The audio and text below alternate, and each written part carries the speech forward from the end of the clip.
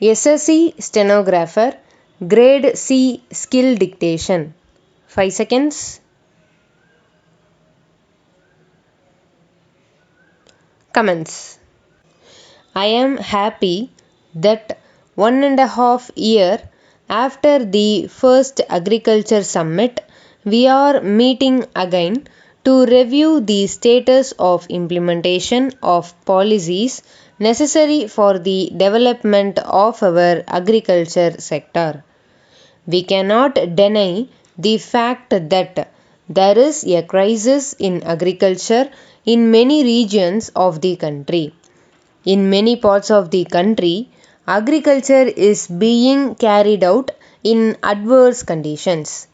The problems may be attributable to a wide range of causes, but the end result is that there are larger areas where farmers seem to be in acute distress.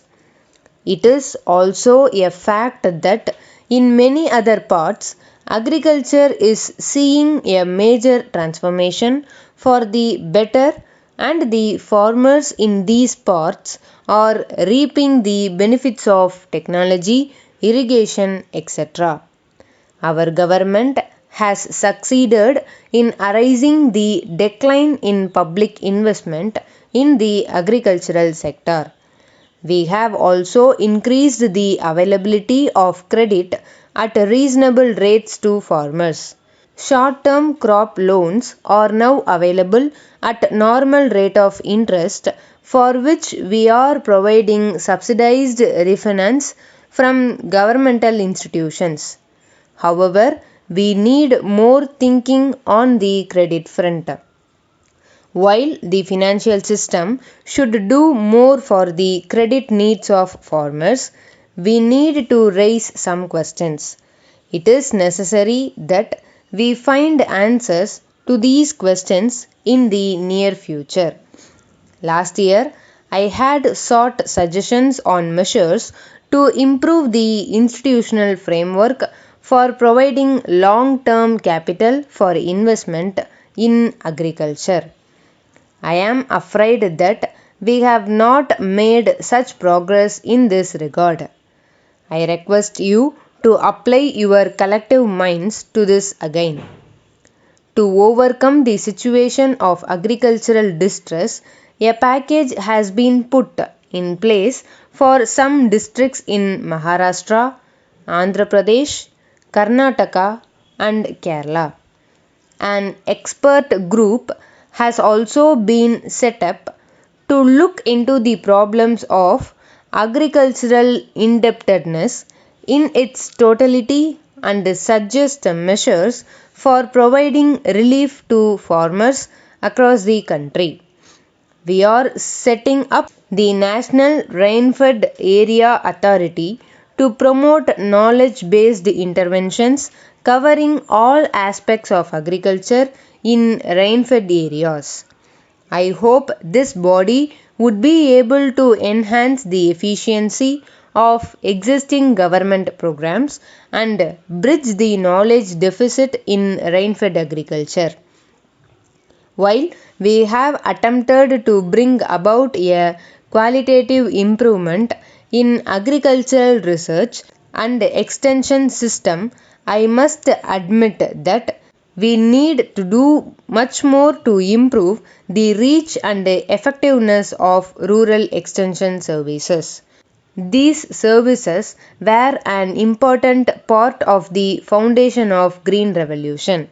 We need greater application of technology to improve farming of many crops, particularly in dryland areas.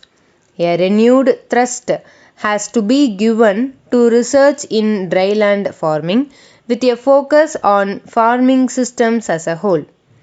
What is needed is a sustained effort spread over a few years so that small farmers can be pulled out of their marginal existence while advanced farmers are propelled to the global platform. This is the real challenge for agriculture in the next decade. We are committed to ensuring that our farmers have access to adequate and affordable credit. Many steps have been taken in this direction. We have initiated programs and projects to provide adequate and affordable infrastructure in rural areas. We are investing in irrigation and rural drinking water to meet the water needs of our farmers and rural households. We are improving the functioning of agricultural markets so that the farmers can earn additional income. We are committed to increase the productivity of our farms through the infusion of knowledge, modern science, and technology. Our flagship program, Bharat Nirman, is aimed at addressing the rural infrastructure deficit. Bharat Nirman, along with the Backward Regions Grant Fund, will improve rural infrastructure and provide greater irrigation. I am confident that we will be able to ensure a perceptible increase in public and private investment in these two critical areas, which will certainly have a positive impact on the conditions under which agriculture is practiced.